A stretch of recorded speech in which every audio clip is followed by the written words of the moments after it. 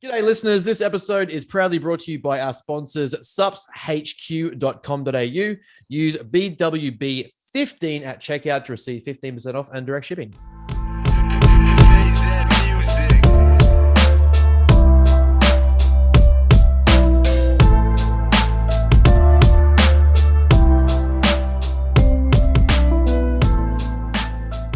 Good afternoon, ladies and gentlemen, listeners, followers, subscribers, everyone in between, and whatever else you're doing, however you're hearing it. I don't know how you're hearing it. Maybe it's on Instagram. I don't know. However you listen to shit these days. Maybe it's through ChatGPT and it's just transcribing it.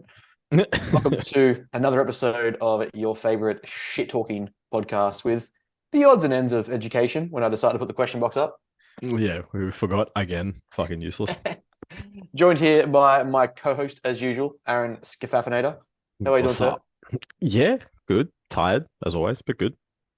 Can't complain. I mean, I could, but no one would listen, so it doesn't make a difference. It Well, I falls guess- on deaf ears. Yeah, I mean, I guess those that are listening would listen. Okay. It's like, when's this going to end? It's not. Like, it's just never ending. It's always just life is pain. No, I'm kidding. Life is nihilism, nothing matters. Why bother? I clearly trained legs this morning. So life is much worse than it needs to be right now. No, it's fine. Sun's coming out finally, which is nice considering it was pissing down rain about an hour ago, which is awesome. Because, you know, Melbourne things. Like, Melbourne things. she's a moody bitch. She's a what? She's a moody bitch. Oh, look, she's a movie bitch. And I was like, what the fuck does that mean? No, moody. What movie is the weather in Melbourne? She's a moody. I'm sure there's a movie you could refer Fast to. and Furious. Which You one? wanted to fuck off. It keeps happening, but you wanted to go yeah, away. Yeah, it needs to stop because there's another one that's got Jason Momoa coming out in it. It's Right. like, we bro, I fucking can't- saw the ad for trailer it? like Yeah. in John Wick where it was like it come up as like Yeah. fucking the final. So I was like, oh fucking yeah, trees. and then they actually harp on in the actual trailer like his thing for family. It's like they Oh, yeah. emphasize it, and you're like, Yeah. yeah, okay, so clearly you guys are taking the piss. So Yeah. At this point, you're just taking the meme. and running yeah, like yeah, exactly right. Like you're trying to turn that negative into a positive, and it didn't work. with it. It's not working in your favor at all. It's not at all. Like just stop, just stop.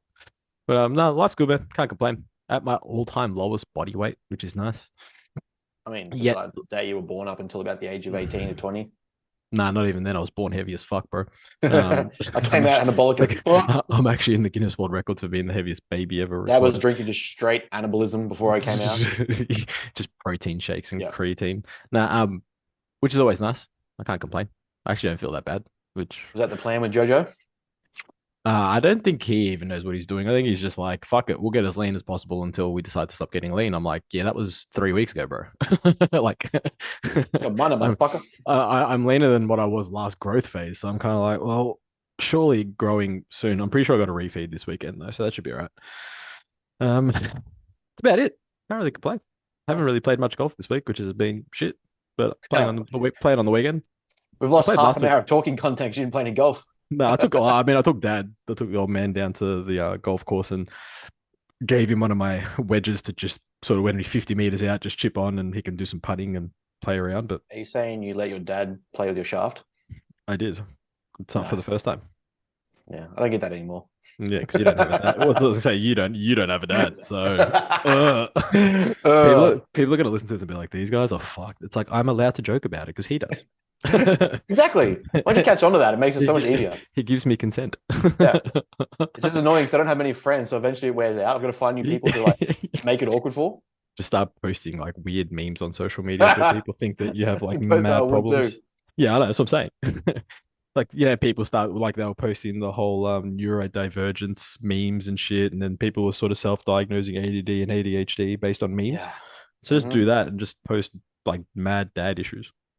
the Like jokes on you, motherfucker. I haven't got a dad. the pseudo intellectual psychoanalysis types will be all over it. Bodybuilding caused this and trend caused this. Jokes on you fuckheads. I've been around that Yeah. for a while. Well, it's like that guy from what's his face? The actor for Rocky, from not Rocky, what's it called? Apollo, Creed, and Oh, Creed, yeah.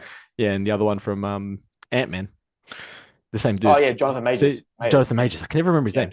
See what happened with the whole, Yeah, and people are like, oh, he was on trend. It's like, sure. but did you see what happened recently? That's what I'm saying.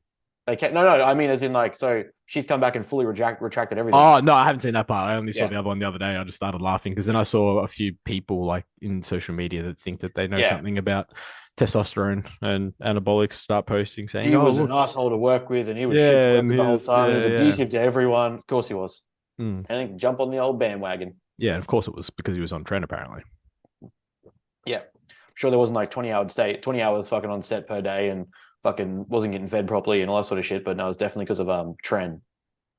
Yeah, 100%, because that's what trend does. Yes. It makes you very, very angry and aggressive and unapproachable, apparently. Yep. Fucking morons. Instantly what it does. Yeah. It's like you just have to look at it and you get those side effects. It's, You don't it's even like have to actually it's like take the it. like fat people that say like I just have to look at Nutella and I just gain weight. And well, for roid rages, it's just I just have to look at Tren and I get abusive. Yeah, just I think of trend and I'm abusive. I have to look at the Halo testing bottle and I want to fight everyone. Yeah, because that's what Uh, heroes do. Wait, what? what a suck. What a suck. Honestly, Halo, And fucking godsend. Halo's fun. I mean, Halo's a great time. so I've been told. It's Yeah, great really time. funny. From the anecdotal evidence I've heard from other people. That's what I heard. It's really funny when powerlifters come to me like on game day and they're like, "Oh, so what do you think? Should we try this?" And I'm like, "Yeah, fucking oath. It's a great time. Have fun." They're Why like, not? what? I'm like, they're like, "You're usually quite controlled." I'm like, "Yeah, you're gonna take one for one day. You'll be fine. You'll be right." Yeah. Walk Put one off. hole through one wall. It's not a big deal. Yeah, I mean, good luck. It's all concrete fucking walls, bro. You put a hole Yeah, through there, some you've big done well. gorillas there. Yeah, no, it was good.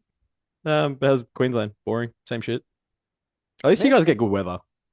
Nah, today like the last couple.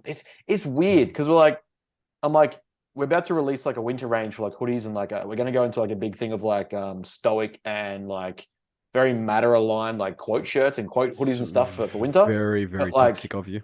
I know, right? How neurotic of me. Mm. But the weather is like fucking hot. Like I'm going Yeah. for work. I reckon I'm changing my outfit probably like 3 times a day because like I don't like to sit and work back in the sweaty shit. It's So like because you continually tuck your t-shirts into your pants. You need to stop yeah, doing it. And into but your shorts. I'll go for a walk and it'll just be fucking dripping sweat. And it's only like a fucking 5,000 step walk. And I'm gonna come back and I'm like, Yeah. But if you don't tuck your t-shirt in, there's airflow.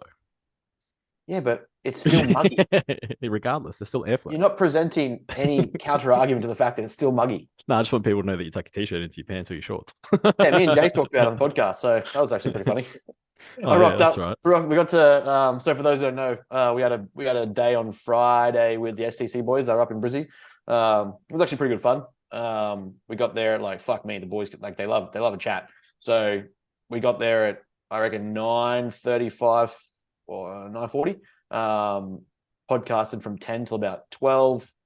Got a meal in. Got to do some training. Recorded training with them. Come back. Did a podcast from like 3 until 5:30. Went and got dinner. Anyway, what was going to be an 8-hour day turned into being like 13. I got home so fucking dead and tired and late and had to have face-to-face sessions the next day. I was like, bruh. Got home and I was just like messaging my clients. I'm like, hope you guys don't mind, but is it okay if I send check-ins tomorrow, Arvo, after I do face-to-face sessions? Because I am fucked. I was Just like, no. I'm done talking for the day and I'm not going to get much out of me. Yeah, that was a pretty good day. Like for how much we communicate back and forward, just talk shop and talk shit. I never actually met them in person yet. Last time I was supposed to do that, I was like passed out. I remember. Couldn't handle my chocolate brownies. Fucking peach. So we no edibles for you ever again. We've what decided. edibles? I don't eat edibles. What do you mean? Yeah, we've decided. The only edible thing I eat is what's edible and I can digest. Exactly. So no edibles for you anymore. Yeah. Case in point. Yes. But yeah, so that was good. We got to sort of chat shit about preps, clients, and business, and the sort of first podcast. And then we came back, and Brooklyn I was giving her so much shit. I was like, this is like a first. Yeah, podcast you didn't send me any videos. I was waiting to see you fucking cry. Well, it was actually like it was engaging. I was like, I just Yeah. being respectful, I had my phone down, and I was like 3/4 of the way through, I was having like a fucking like gone hypo, and I'm like midway through the podcast, just like doing these ones. I'm like, Yeah. oh, I need some carbs. Be right back. Yeah, I was like, oh, I was Can we pause this? Can we pause this? I got to pee. I was gonna go real quick. My urine smells really bad right now. I'm gonna get some carbs. Yeah, bad. But yeah, it was funny. It was a good laugh. Getting her to talk about marketing and whatnot for once, which is good. For once. It's like well, in front of people and actually yeah. like talking about what she does. So, Yeah. kind of a good chance to talk about that then, and what we've done in the business and how we run our marketing and that sort of stuff, and the things we do. So that was good. And then I rocked up with like my usual like polo and my gym wear shorts on and shit. Jason's like, I fucking knew you were going to come and try and bro me. So he's like, I outbroed you by wearing my shorts higher and a single tucked in. I was like, all right. Yeah, I respect that. It's like, yeah, you're just not as big. Yeah. So nice try. Like, but yeah, this is funny because like I've rocked up wearing that, and Brooklyn's like rocking like tights and like a nice shirt and like got a red fucking blazer thing going on. It's like this is like the Alex Hormozi to Layla situation going on here, where like I literally he's rocked up all professional. I'm just like, hey, this is what we're working. Sat in on a podcast on Monday. I'm sitting there in my hoodie. I'm like, what? I'm comfortable. Fuck all of you. Pretty much any like actual in-person podcast, I'm just gonna wear a t-shirt or a hoodie. I have no interest in getting dressed up at all. It is what it is. Just accept it. Yep. You're here for my brain, not for my looks. Me being on here. This is what you get. Exactly. You're here for the info that's in my head, which again scares me, but that's fine. That's already a mistake by you. Yeah, like we're just talking about metabolism. I'm like, oh, this is a really open topic. Anyway, talking about metabolism. Yeah, it's like, what do you want to talk about? Metabolism. Yeah, sure. It's like your thing with body comp. It's like, sure. Yeah. Fuck, do you want to talk about metabolism? What are we going to talk about? Yeah. Anyway, I finally got in contact with Dolt, and I was like, hey man, look, fucking this. We just had a catch up finally, and I was just like having a chat with him.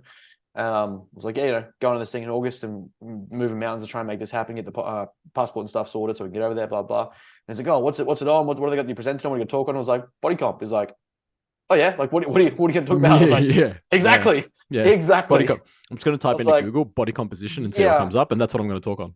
I'm pretty much just going to go like chat GPT body comp and see what it comes up with and be like, well, that's what it's looking for. That's just what we're going with. That's about it. That's the way the cookie crumbles, and that's all I've got. So that ended up being it was a fucking good day. Like it was good. I think with a lot of Jason, he'll probably agree to this. I'm not trying to like boast or anything, but like when they do their talk stuff, right? Like obviously they do it a lot of like newbie coaches and stuff that are trying to learn or to pick their brain.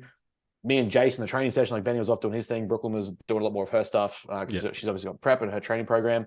So Jason sort of jumped in with me and kept pace, and we were just sort of talking about different mechanics and movements and how we do things, and like sort of mutual conversations around like intensity versus volume and things like that, where people get strung up and hooked up and caught up. So it was like a good level of chat. As opposed to like when you see like their usual snippets, like Jason's usually talking. So I think it was a good 2-hour session of training. So it was it was good fun. It was good fun just to have like someone in the training session that you can discuss that stuff with. Yeah.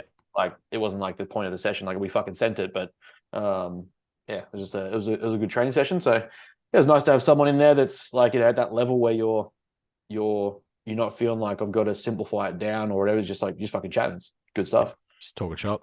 Yeah. It's funny because it's like, we're such, even when we try not to be bros, like we're really a flexible style of coach, right? Yeah. We still revert back to broing out when we do shit. Jason's a bro at heart, bro. Yeah. Jason's a fucking proper bro. He's just like, that's why we usually try and trade together. It's just like, he's just a bro. It's just like, yeah, fuck it. Yeah. It's like, it's literally like us, right? Like it's a good mixture of, we understand the set versus volume intensity. We understand, volume versus intensity arguments. We understand like this sort of shit. But in the day, we just go in there and train fucking hard, eat a fuck ton of food, take our sups, and see what happens. And that's pretty much like the nuts and bolts of it. Jace is a fucking very similar premise. He just wants to chat shit, chat shop, and fucking train. Like even when we're away from training or catching up with people have literally never met, but like talk all the time. It's like a first interaction. We're like, let's just go train. Let's go fucking send it. Train and food, simple. Literally, we got fucking like Japanese afterwards or some shit. Yeah, sushi, 100%. Man, was it Sunnybank on like a Friday night? It was horrendous. So we managed to find this like Japanese restaurant, but it wasn't sushi. Oh, that's right. You were saying you got fucking eating disorder. You just had chicken and vegetables. Me and Jace just looked at the menu of like, we're like, oh, that was good. It was chicken, seasoned veg and rice. I was like, done. Fucking bros at heart. I mean, the new bro does get sushi, but if they didn't have sushi, that's fair. Yeah, that was a step. It would be the same thing, just not rolled in a circle, right? Yeah, deconstructed. Yeah, deconstructed sushi roll. Chicken and rice. Yeah, chicken and rice. Yeah, so that was good. That was a good time. Yeah, man. So he's got that. Marky's coming into his second peak week trial. So we're trying a bit more of an aggressive fill up. I want to see him spill this time and actually see what that looks like. Even at, I think we gave him 1,500 carbs and 240 fat over 2 days, and he was still like not flat, but like there was just he looked like he had more. There was more, and I'm like, Yeah. all right, well let's add a third day to this with a bit of increased numbers. So we're going to titrate down close to like to what should be show day. And I'll see how he looks. So we've got what, Thursday, Friday, Saturday, see him Sunday, which will then replicate as to whether or not it's Wednesday, Thursday, Friday, show day, Saturday. Yeah. Yeah. And from there we'll actually have a look at him. So yes, we pause his wet rate of loss, basically just hold him now at like 91 kilos. Those 3 days he should probably fill back up to about 93. But I pretty much just got him doing like on the field days, just do pump work, let the food move around, posing food, and then kind of like chill out, put your feet up, just let the food rest and digest, and then see how he looks coming on Sunday morning, and then we'll use that as our guide for not next week, the week after. Yep. So it's fucking season A's already come around, which is fucking crazy. Yeah, it's gonna be absolutely it's gonna come up so quick. Yeah. It's gonna be like fuck. Like that was the premise was like, I was talking to one of my clients, and it's like, what's the sort of number you reckon for like, an early coach sort of like getting to preps? And I was like, honestly, I couldn't see myself doing more than 10. Like it was hard with me and Tommy because I was so involved and I was doing it myself as well. But like to be genuinely spaced out with your time across clients, if you've genuinely got say like 10 clients going in the same season, that's a lot. Yeah. It's a big day. Yeah.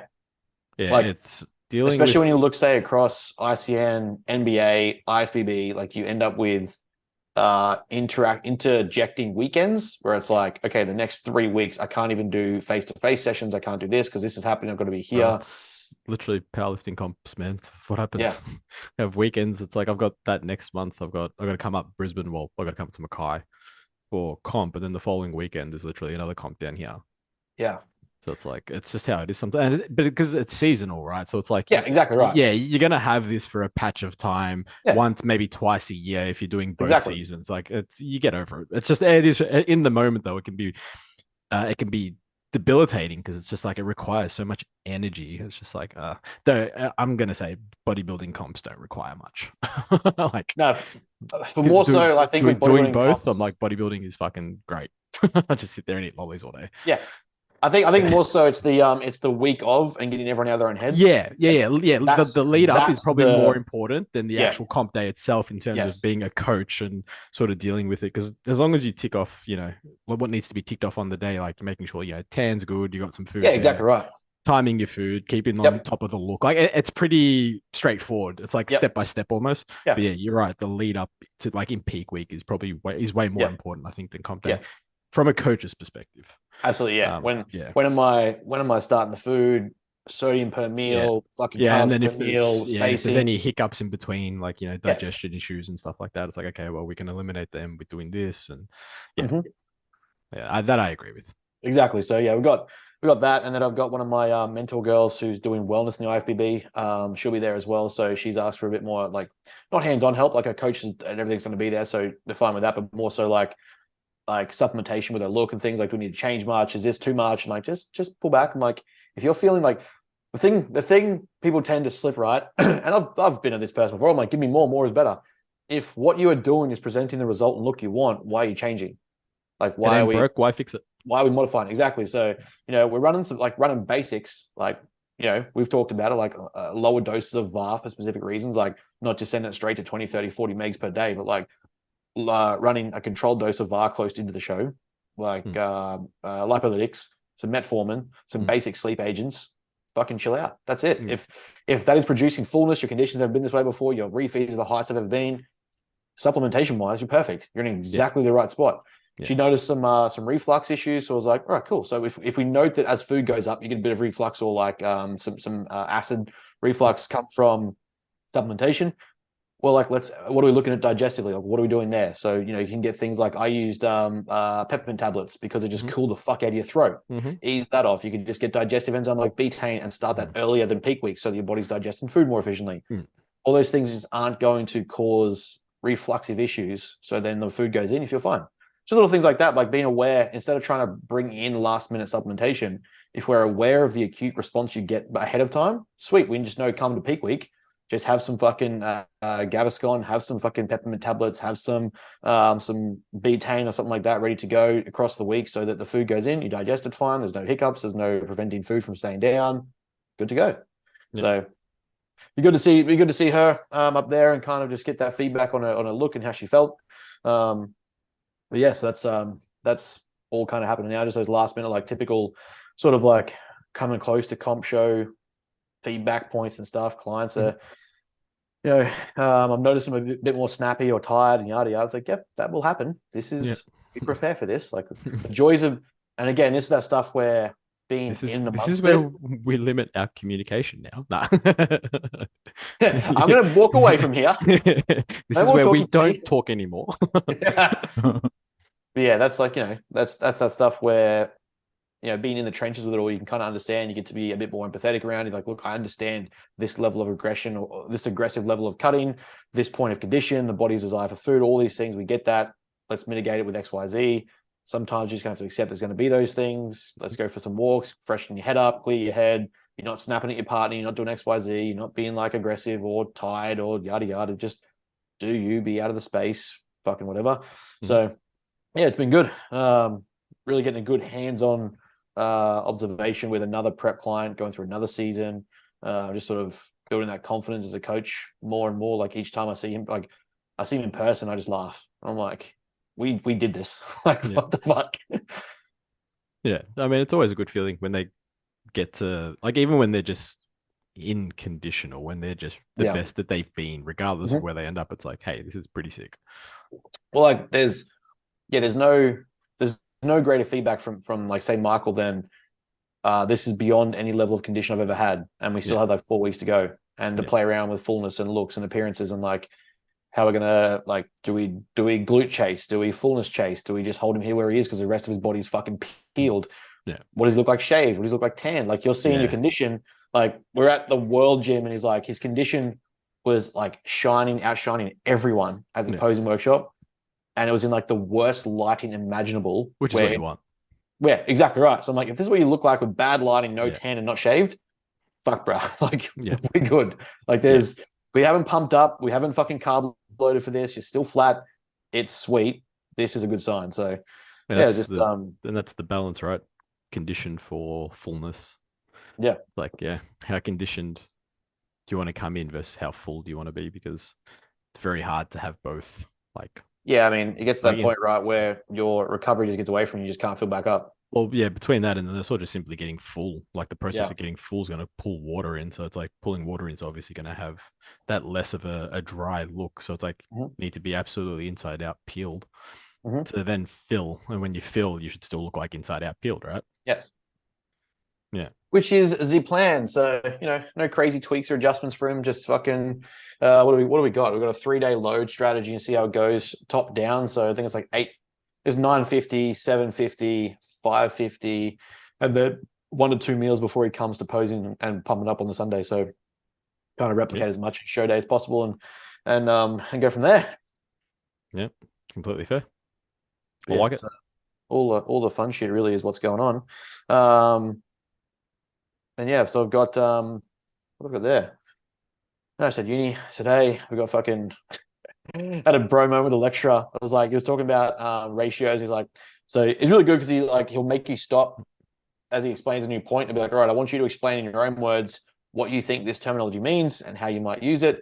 I want you to don't worry about P ratios or P values. Don't worry about F ratios or T ratios. Like just write down what you think this understanding of ratio is in your terms and how you mean it.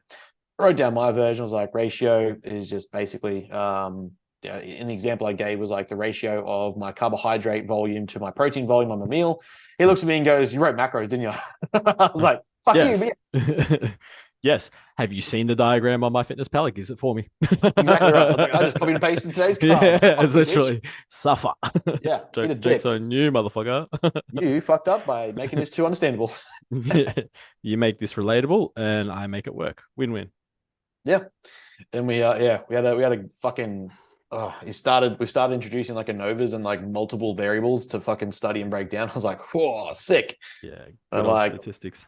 first thing I did, I was like, halftime question. I was like, all right, so we're looking at ANOVAs, right? We've got different variables. We've got multiple layers of the same variable or variable groups we're testing between groups. He's like, yep.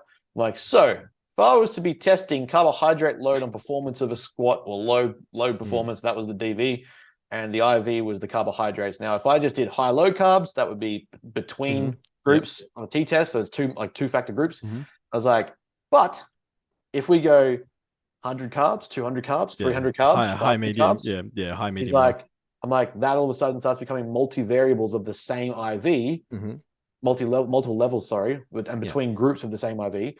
That would be an ANOVA. And he's like, yes. I was like, fuck yeah, I'm using this for everything. Like, pretty much just like, you're just going to have a reflective bodybuilding like lesson with me every week. Instagram post incoming. He's just like, okay, sweet. Yeah, that's good. Bro.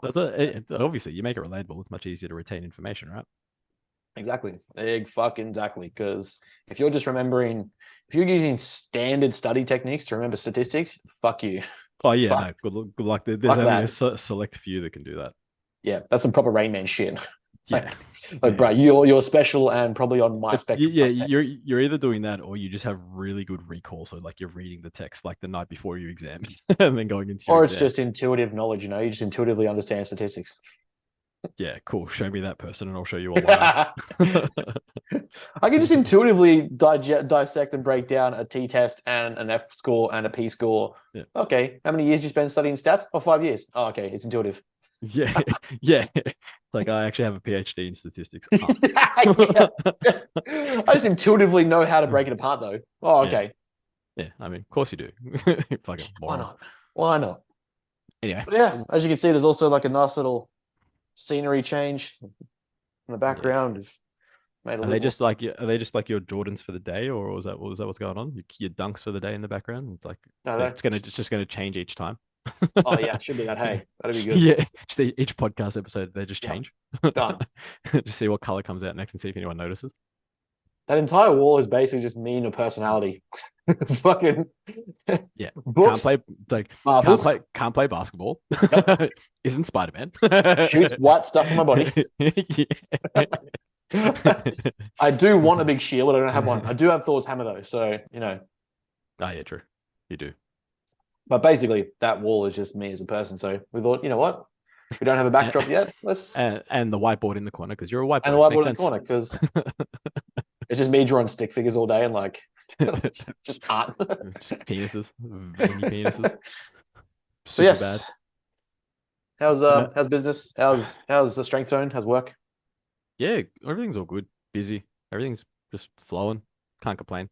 Got to do some Dubai business stuff, which is always fun. So dealing with that because people in Dubai run on Dubai time, which is always fun. Which means they just run when they want, and it's kind of like it's a 7-hour time difference. People like, I'm not staying up till midnight to deal with you fuckers. Like, I pay you. Like, come on. So anyway, been dealing with that the last couple of weeks. It's been a pain in the butt. Probably why I'm tired now. I had a fucking Dubai call last night. So, short of that, everything's good, man. Can't complain. Clients are pretty steady. Everyone's getting results. Everyone's killing it. It's just what we do. Comp's coming up. Then one prepping for season B this year. So prep will probably start. I think it's anticipated because I don't think they've announced the dates yet that it's 23 weeks out according to last year's date. Yeah. For the first show in Melbourne, because I think the Melbourne show actually might have been first or second. I can't remember. I have to have a look. Yeah. So yeah, it's about, I think at the moment, like 23 weeks out from season B, if they go by last year's date. Yeah. Or around there. So that'd be fun. Just get it diced as inside out as we do. Yeah, can't complain really. Life's good. Just chilling, killing. But the question is, who's pissed you off this week? None of things pissed me off because then You're it comes a liar. Across like blame the hippies. That's fair. They do. They always do. No. It's not so much pissed me off as I think in times where conversations like this come up, nuances do matter. and we had a pretty heavy chat about this recently with some other people. And there's a certain point in time where, so like we'll preamble this with, like people have to understand you can't simply dismiss education because you think the way the education goes isn't covering what you think it should cover in a field, especially if it's not your field of study. So one of the things we're noticing, like in the wellness holistic space, is that if a degree of education doesn't cover what you think it should cover, or that it's not covered by you, that you should instantly dismiss it, and it's not accurate enough, or it's not up to date, or it's wrong, or it's not XYZ, and therefore you're kind of like, you're the right path, or like, you're taking the alternate route, but it's the right route because, it's not covered in the mainstream, or however you want to word it. Yeah. And then it starts becoming this like, again, another dichotomy or camp exclusion or polarization in fitness where our way is better. And if you use anything in the mainstream or this way, then you're wrong, or you're misunderstanding information, what have you. And we end up with like terminologies like holistic coaching or wellness and stuff like that, the wellness space. And not wellness as in like IFBB or like physique wellness, but as in like the wellness lifestyle guru kind of thing. Yeah, yep. And it's important to understand that, like, I don't think that they're bad people. I don't think they don't have a right idea. And sometimes, like, I think, again, as Peterson says, like, listen with the intent that someone could teach you something. And there's always times amongst those groups where you're like, that's a good point. Like, you make some great points. That's like, you're on the right track. But again, by not being in the critical stage of, say, university education, or getting that next degree of education, you end up missing a lot of the stuff that your just Google references or your, like your weekend courses don't teach you. Because there is, like, to put it into a very simple perspective, I am now 3 and a bit years into psych, where only this year we're touching on like actual breaking down of full literature research and understanding the entire complexity of how to read a result and a discussion point and how to implement it in like your own review or discussion. I'm only just getting up to psychological pathology, psychopathology next semester, which is like deep into the course, where you start looking at the criterion for breaking down different disorders according to the DSM-5. You don't know how to reference or read the DSM-5. You're not going to understand when you start using these terms, or like when you throw words around to sound catchy, that there's actually a specific meaning. Like when we use variability or validity and reliability in studies or statistics, very, very, very specific use of word. If I use valid in a point when I'm talking to someone, or reliable in the context of like, hey, what do you think of this friend? Oh, they're reliable. You can kind of count on them. That's not the same as if how we describe it in literature. Yeah. So when we get sort of to this point where, people are hijacking, if you will, or creating this like dichotomy of split, where you end up with, we end up with things around like, it's either exercise this or medication. It's either this or abstinence. It's either this or, don't do anything else. And you end up with like these polarizing camps where people start talking about like, well, this is wrong, or they're not including this, or the studies are wrong, or the classes are wrong, education is good enough, we're not teaching people properly, I'm an expert, I'm going to present on my topic. And then all of a sudden it's like, because this panel has included experts and this guest speaker is amongst that, well, now that person's an expert, they've got no actual education. They have anecdotal experience, or they've done some, maybe we'll loosely use the term research in like a Gen Pop sense, where they've gone and watched videos and read some articles.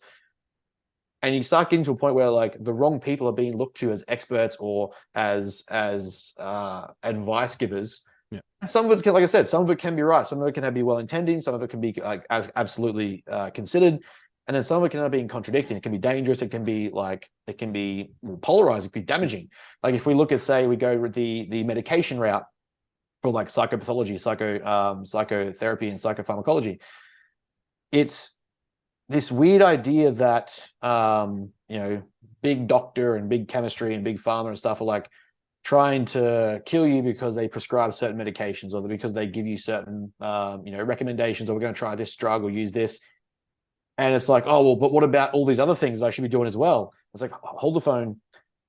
Like, yes, if you go to a wellness coach, for instance, I know this is kind of a long-winded ramble, but if you go to a wellness coach and they're just like, oh, let's get you up at this time of the morning, make sure you get sunlight, make sure you do these things, make sure you go do this, stop watching porn and stop doing this and get outside and all those are great things, but it's not this or that. And unfortunately, when you get to that, like the stage where almost someone's entire job is to dismiss the pharmacology route, or like, you know, the medication route, or the blood pressure medication route. It's like, yeah, like, what if that person required that to get to your level, or to get to your position, or to get to what you're saying? Like if we look at, say, psychopharmacology, there are certain types of ADHD, depression, anxiety, where people need clinical intervention to allow the activity side to be implemented and to be an intervention strategy. But when you go to like these camps, these retreats and stuff without that in mind, or like, you know, the people there are saying like, you know, you don't need these drugs, we can regulate dopamine this way, we can do this that way. You're literally there is potential for client-induced harm when the very what's the word? Hippocratic oath from any medical professional is to cause no harm. Yeah, it's to protect and cause no harm, and it's literally the same. So it's if like you put them in that people environment, forget about Pete fucking Evans. It's like he's the guy that, like, he did that, like the whole light machine thing that apparently saves you from COVID. It's like, dude, he had shit that I reckon he could cure cancer. It's like all those back in the day, the camps and shit that people would do.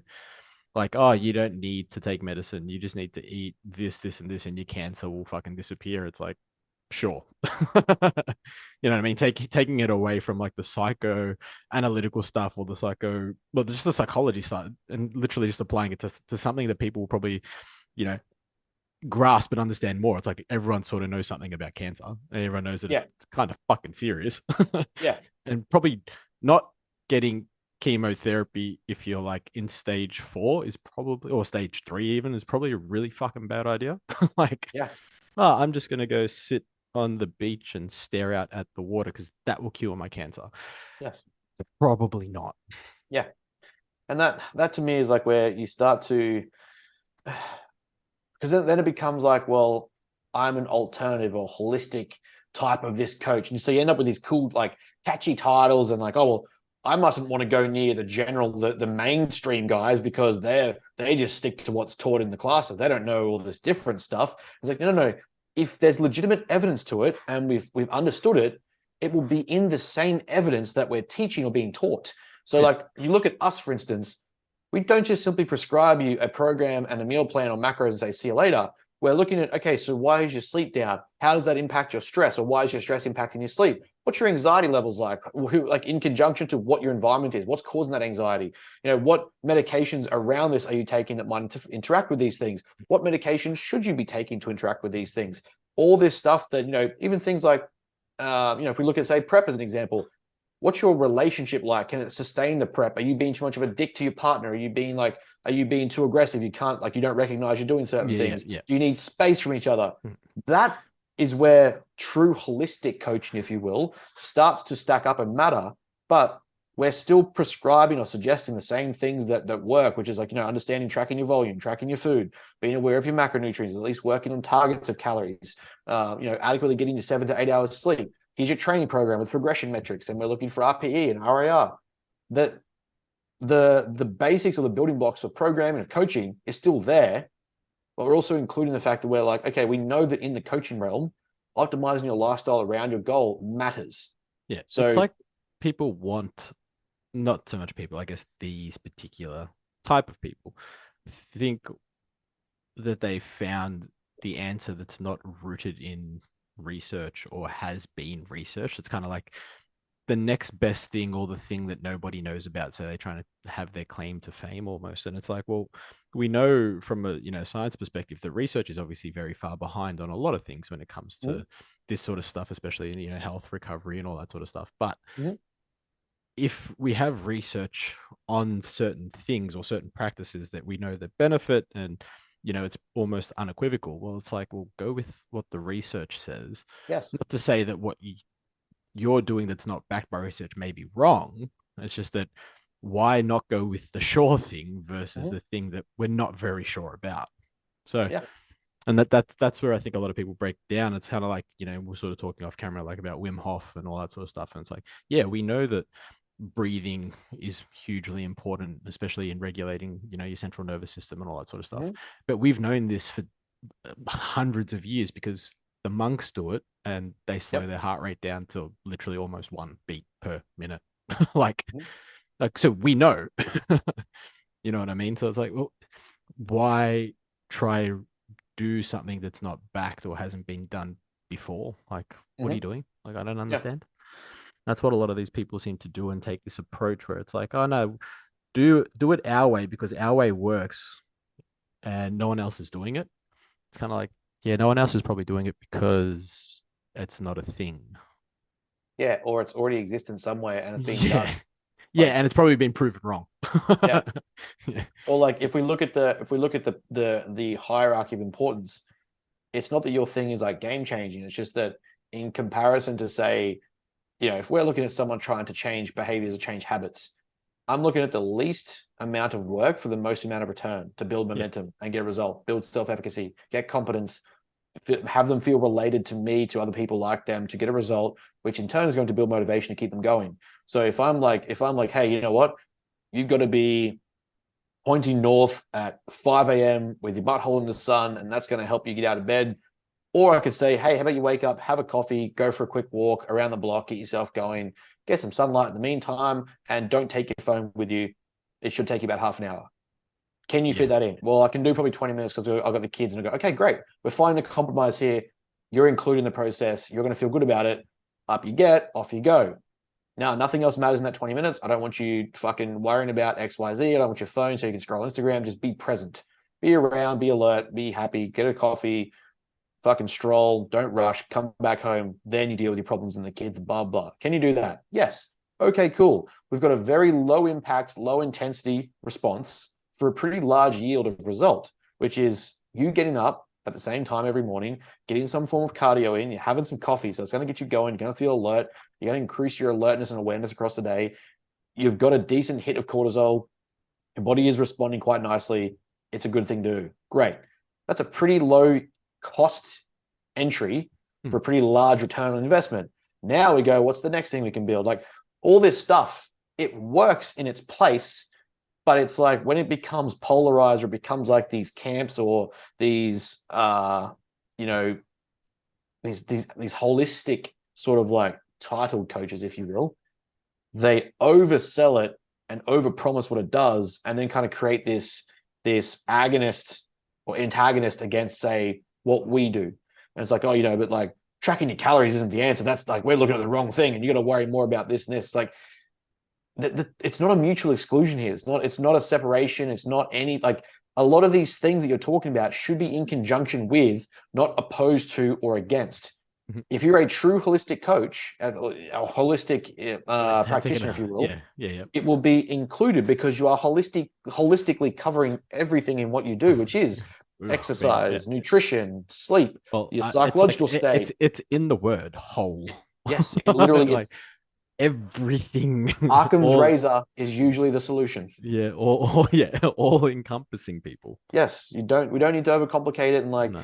you know, it has to be for exactly this period of time to get this optimal point, and this will cause. And it's like, no, I don't have any clients where they can fit a 2 hour sauna session every single second day to then have a 20-minute cold bath section to then optimally spike Yeah. this dopamine level. And it's like Yeah. all those things. I mean, again, this is where you have to look at the validity of the study internally versus externally. Mm. You controlled this in a lab, that's great. Name more than 5 people who have the ability to do this in the real world. If Yeah. not, I would dare say your study was redundant Yeah. because it literally means nothing to the general person who would benefit from this. Yeah, it's like it's the study's done for the person, yet the person can't implement what the study was talking about. It's like cool. Exactly. That makes a lot of logical sense. Exactly. So yeah, to me, it kind of gets me not going because it's like you always put the premise of people trying to help, right? We always say like, people, the presumption of people trying to help.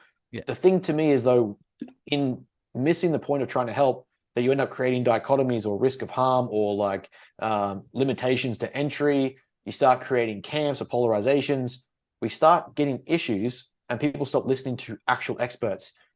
Just because you anecdotally experience something doesn't mean that you are a given a professional or educated professional in that field. Anecdote is evidence, but is not all the evidence you need to understand something you're talking about. Like I'm seeing people that are presenting it like, literally mental health and trauma and depression units because I was ex depression and I created this system or this process, and now I get to talk on it as an expert. It's like, okay, well, what is your background of education? I went through it. Okay, so do I get a meth addict to run a meth addiction clinic and say, Yes. stop doing meth? Yes. Well, no, you don't. You get someone who's studied in Yeah. drugs and alcohol prevention and low harm management and risk management Yeah. to run the situation. Yeah. So, it just ends up creating, well, like, again, they're not intentionally trying to cause harm, but if we're looking at certain things, like, and medication's a really easy one because it has like a tangible response. There's a dose response, there is a dose window we know to take something. If you're literally clinically depressed or chemical, you diagnose with say chemical depression, chemical induced depression, you're needing to use things like SSRIs. You need to do things that actually help with serotonin or dopamine regulation because you either produce too much or the body doesn't absorb enough of what you're producing. If those things are hindering you, and that's actually going to ruin your life if you don't take it, and you get someone be like, medication's bad, fucking drugs are shit, this person's got no idea what they're talking about, if you start doing this at 5 a.m. and catch that first light, you don't need to take this anymore. If that person next themselves because they've stopped taking that drug, when what you should have said is, hey, in conjunction with taking this drug, let's get you outside and doing this and doing XYZ, and or let's keep your blood pressure medication in, or let's keep these medications in to help you. Yeah. If you're saying this over that, you create a potential for harm. If you say this on top of that, and let's see what happens, great. As long as there isn't conflicting research or conflicting issues, what you're trying to do, it should be fine. The second you go this over that, well, now we've got you creating a separation, and you've created you've implied hierarchy over prescribed medication or medical intervention, which is dangerous. If you're trying to talk ahead of somebody that's much more qualified than you, then probably don't do that. Exactly. And like we already know there's already such limitations of people getting into actual men. I think the rate of men seeing a doctor compared to women, it's like I think it's like a 1-to-6 ratio of like men seeing doctors to women.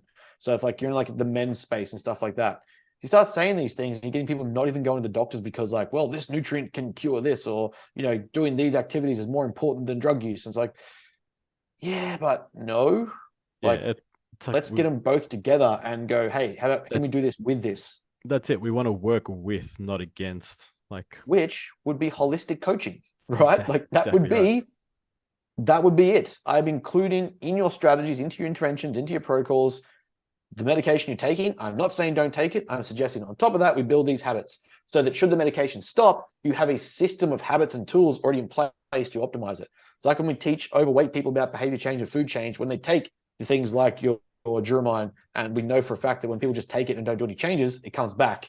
If you take it and you learn, all of a sudden the weight that you dropped is easier to keep off when you've stopped taking it.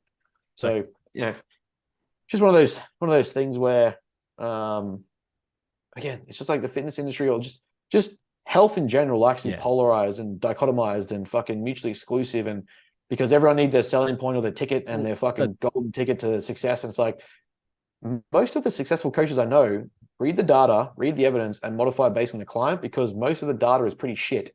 Like it's usable. They're guidelines. Yes, exactly. We can't give you exacts because this population wasn't the study population that you're in for why we'd use this, but it makes sense. Yeah. That's, welcome to Coaching 101. Sorry, Holistic Coaching 101. Shouldn't say that. Ironic, because we are, like we said, we literally are probably the form of holistic coach that people talk about when they refer to holistic coaching. Yeah, and that's just it. When people think of like I said, when people think of holistic coaching, they think of holistic practice or holistic approaches to coaching, whereas holistic coaching in itself is literally what we do, is look after all facets of health.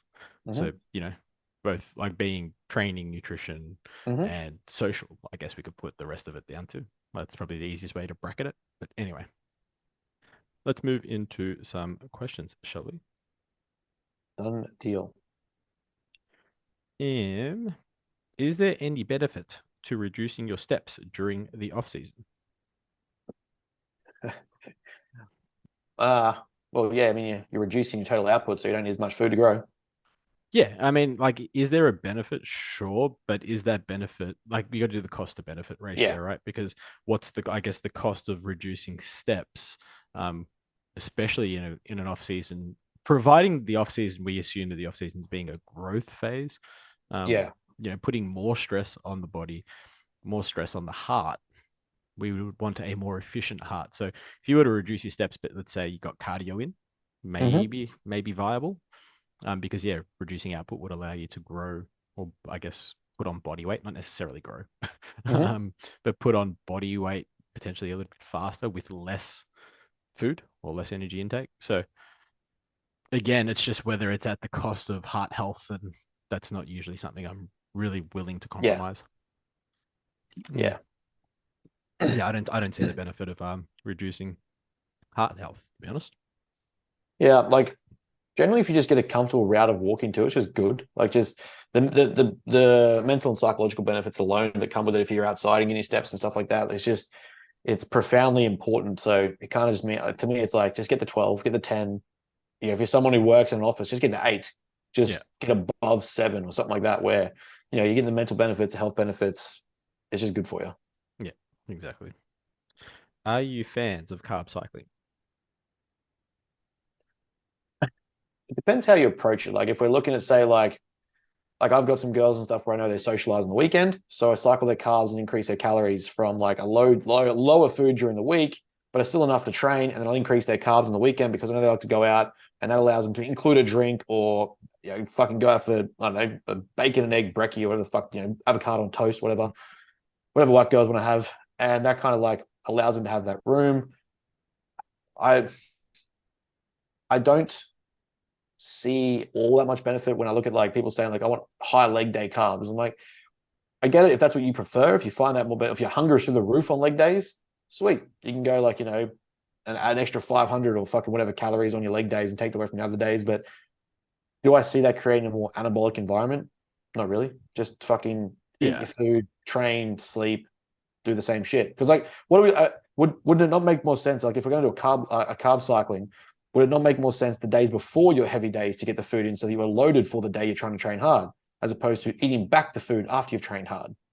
Yeah, I mean, look, for me, I am neither here nor there on any real nutritional strategy. I don't have like favorites. It's just literally applying the right one for the right person at the Exactly. right time. That's it. They're all just tools. Like I don't see one being, I guess, more beneficial than another. It does seem that more people, it's easier to implement something like a carb cycle or even just a calorie cycle in total for clients, especially those that are a bit more on the Gen Pop side, because like you said, most people will work like a Monday to Friday, let's say like a 9 to 5. So controlling nutritional intake there is much easier than versus a weekend, especially if they've got families or got quite the social life. So it's like, well, we can then afford to have a higher calorie intake on those days and still over the week and over the month keep ourselves and whether it be that calorie deficit or even that calorie surplus, right?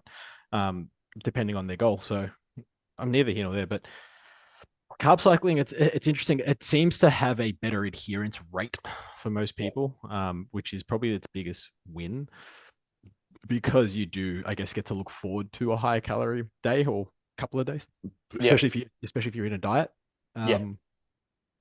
I think it would create more adherence to a diet. Again, it's always person dependent, right? So I can see the benefits of carb cycling in a growth phase too, from a digestive standpoint. If you especially getting into some really high numbers there, just having days of, I guess, a lower intake to help with digestion versus the higher days where digestion is probably going to be a bit tougher. And cycling it that way, I can see merit for it. I wouldn't say that there's much merit for it in terms of energy, like a leg day, having a high day on a leg day because you feel better, especially if you're in such a surplus that shouldn't matter. like 600, 800 carb day, like it's really not going to matter. If you're struggling on 600 grams of carbs to train legs, then we have bigger problems. That's how I sort of look at it. Or look at that anyway. Do you think the standard of conditioning is dropping across divisions? I mean, it kind of depends how we're looking at it. Like if we look at like, I think what people are considering acceptable condition is dropping. Like the standard of entry of like what used to be is like I couldn't step up there unless I was fucking peeled or doing like the very, very basics. And even still, if you're doing like the very first time sessions that you're working your ass off to be as shredded as possible, going in with the expectation like I'm probably not winning. I just need to see where I stack up or if I've progressed or if it's getting better. But I think people are starting to get comfortable going in with less condition or like less work and just being like, well, I worked hard, so it must be okay. I'm going to do well. Sets us up for a lot of psychological issues and losing and things like that. But I mean, once you start getting to the big dogs, like I think condition is improving.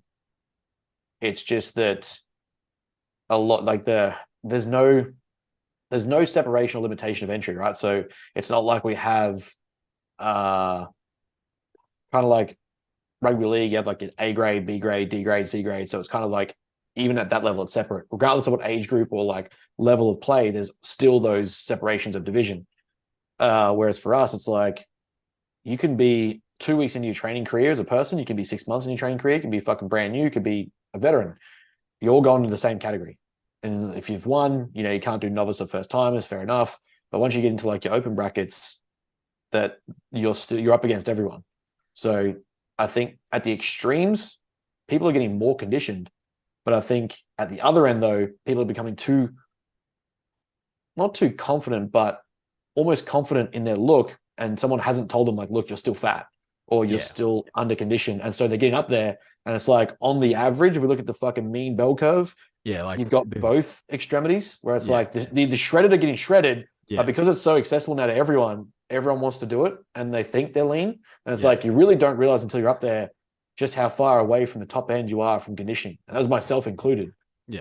Yeah, that's fair. I think you sort of hit it on the head there. It's just like the conditioned are conditioned, but the Yeah. rest aren't there, like or anywhere close from what we've Mm. seen anyway, right? Cinnamon for glucose disposal, insulin sensitivity around meals. Fact or cap? I don't know what cap means. I mean, I imagine it's like fact or fiction, or like I Yeah, I don't know. think cap is like lie or like, Yeah, I know, but I'm just trying to is think there what a would the limit word to it? be? Like, is it cap or is it cap short for something? If you're listening, let me know. Yeah. Curious, I'm that old, so I don't know these things. Um, yeah, I mean, we've seen that cinnamon has a decent effect on blood glucose levels as well as lipid profile. So as well as LDL cholesterol brings it down. Blood pressure helps blood pressure. Um, it's more specific in type 2 diabetes from memory. The research was done on type 2 diabetics, so those that actually have insulin resistance or insulin issues. The pancreas doesn't create enough insulin. That's where cinnamon was really had some benefit, but it's a particular cinnamon from memory because, again, who would have thought that there's not just one cinnamon? There's a few different types. And it's not From cinnamon memory. sugar, guys. 100% it's cinnamon sugar. No, it's cinnamon. Oh, it's gonna test me. C starts with C. Cinnamon. C-U-R. Oh shit. Let me check. C-U-R-L-E-Y something something. Cinnamon. How do you say that word? C-E-Y-L-O-N. Keelan. Keelan cinnamon. Keelan? Cinnamon Keelan. Keelan Keelan. tree? There you go. Got close. True I knew it cinnamon was. tree? Yeah. Yeah, I knew it was something like that. Anyway, that's the one that you want. And I think Yeah. the dosages were quite high in the research. I think it was like up to 1,500 milligrams or something. I mean, you got tablets here of like 6,000 milligrams. Oh, okay. Well, there you go. So yeah, I couldn't talk about the dosages and stuff like that because I'm not entirely sure. It's not something I use as a glucose disposal agent purely because we have access to metformin, Yeah. or berberine that's been shown to be way more effective. And berberine's really easy to get. You just get it from like iHerb or whatever. Mhm. Yeah, they're more effective in terms of being a glucose disposal agent versus cinnamon. But there's nothing wrong with cinnamon provided you use the right one. Mhm. Yeah, that's the end of the questions. That's the end of the questions. Mm-hmm. I Simples. think I had one. You didn't Another have one because one. you didn't put the fucking box up. You had one job. Nah, it's clients. Ah, fair. Um, what is a healthy mentality for motivation for comp in regards to self or external comparison? I mean, the way this is questioned, we've answered it a couple times, but We have. Refer healthy to mentality. episode 1, 4, 9, 8, 10, 15. Yeah. Let's talk about motivation. Look, in the healthiest of people, having intrinsic motivation is always the best bet. It is for you, it's for your love of what you're doing, it's for the reason that you want to do it. It's purely self-reliant, self-evident, it's self-positive emotional eliciting. You are doing it because you love to do it. The thing is, though, most people aren't, a large majority of people aren't just intrinsically motivated. Like, there'll be a part of it. You love training, you love conditioning, you love dieting, you love those things, but you also want to win. Now, the second you want to win, it starts taking it from intrinsic to an extrinsic degree because there is an external validation. That is, you got a place, you got a trophy, you were rewarded, you were seen by people, your point was fucking proven, whatever it is. So in the sense of a healthy mentality for motivation is do it because you fucking want to prove it. Do it because you want to prove to yourself. Do it, you want to fucking love it. Do it because you want to go out and fuck some shit up. Now, the issue starts being in terms of like comparison to self or others is when you don't consider someone's chapter 40 to your chapter 1 and you're just like, well, fucking Mike Halusi is me tomorrow. Why do I look like Mike Halusi? Like, the motherfucker's 120 kilos shredded to the bone after how long he's been doing this for. It would make no sense for me to be like, well, I'm not fucking Halusi today, so I may as well quit. I'm going to fucking lose on stage. That immediately takes that away from being about yourself. It starts being more of I think it's external regulation, and you start seeing that the value comes because other people told you should look like this, or that you should be rewarded for this, or blah, blah, blah. Or you're looking at external reasons to do something, which is to try and be better than someone else. That starts to lead to a lot of negative mentality and sets you up for a lot of negative spiraling after you no doubt lose, because you aren't going to, the likelihood of placing in your first show against people who've been doing it for however long, taking all the drugs in the world, is not very high. So if you can find a way to, and that is around things like linking it to your values, building goals that link to your values, making sure that you are constantly aware of where you stack up, reflecting on who you are and how you've progressed, where your stories come from, where your progression metrics have come from. So, where was I a year ago, 2 years ago, 5 years ago? What's my road of progression look like? What is the stepping stones I'm using to tick off? Do I have checkpoints that I'm ticking off? Because then you start to compare yourself to you and who you used to be, whilst also going, it would be nice, like it'll be good to be in that position where someone else is. Because after a long enough time, we start to see that if you do the same thing for a period of time, you start to get to that place you didn't think you could get to. So, me going from season 1 to season 2 and getting a gold medal, I was not like, fucking, if I don't get a gold medal, I'm a piece of shit. It was just simply all these things in my power being ticked off. Can I do these things consistently? Do I love doing this? Is it in my routine daily to enjoy doing? Otherwise, I'm not going to do it over a period of time. Yes, okay, I did those things. It was rewarded to a degree. That wasn't even in every division, though. So, like, I still have to continue to progress and do the same shit. So that, to me, is a more internal motivation, and I love it because I'm like, well, next time I want to do this. I want to get even better. I want to see how much further I can push myself. So provided that the motivation is associated to your progress and you improving and your love for being better or being an athlete or doing the competitive shit, it's a much healthier mentality than, I guess, looking at other people and where they stack up and why you can't be them. And that comes to like what we know as process, performance, and outcome goals. Mm-hmm. If you are process and performance orientated, you'll much more enjoy the process. You'll much more enjoy the entire situation, the actual and you'll probably have a better outcome than if you're just outcome based. Yeah, and it's funny how many people think they're competitors until there's a bit of adversity, and it's like they cower, and you're like, "Bruh, what's wrong? Like, are you serious? This is what we do. Like, now it's time to have fun. Like, yeah, like get competitive. Like, fucking literally get fucked up. You want to know how how petty I am this morning? It's the fun part. At campus, I will always ensure I'm the closest one at the front of the class. There was 4 people who have never been in lecture before, who sat up one row in front of where I usually sit. So I sat in the very front row in the middle of the lecture hall, purely because like, fuck you guys, that's my thing. I do that every lesson, no matter what. That's it. It was just purely out of the love of like, I'm just like, I saw someone competing. They don't know that I was competing with them. I just looked at them and like, you motherfuckers are doing the thing that I do, and I make sure that I'm at the front of the class. Fuck you. So I'm going to sit closer. That's it. And sits on lecturer's lap. What? Legit. Just sits there. Happy birthday, Mr. Lecturer. But like that's where just the love of competing for silly shit kicks in. As I say, she doesn't know the reference. She's too young for you, bro. That's a fact. Yeah, 100%. She doesn't Wasn't know that that on The one. Simpsons once? Yes, it was. But Lucky. Well, that's it from us. that is it from us. Leave it there as usual. Anything we need to know coming out, or it's sort of same shit, different day? Same shit, different day. Spots are still open. I've got a few consults this week, which will be good. No, just yeah. Now we start working back on the course and stuff. Now the app is out, getting clients onboarded there. Get Michael through prep. Gonna try him out this week again, like I said. And I think we're going. I want to do a like again. I want to give more stuff away. I want to give people an access to the app and see what it looks like to just have like structured training through an app system. So just something basic like a 3 or 4 day program and just get a look at that, like how easy you can grow on a legs push pull or a fucking push pull legs or a full body or Yeah. you know upper lower, like just simple shit that not going to give them private coaching for it. Just simply we're going to put something together. It's like, Yeah, hey, here's the program, go nuts. yeah, have fun. Yeah. I guarantee, like, this isn't coaching to me, so I don't care. Here you go. Totally fair. I got nothing going on because I'm Nice. boring. Just how we That's roll. fair. Well, guys and girls, thank you for tuning in as always. Questions, concerns, throw them up in the question box that I will put up on a Wednesday morning. Fucking missed one in like 2 months. Because he's useless. And that is it from us. Be good. Have fun. See you guys. Peace.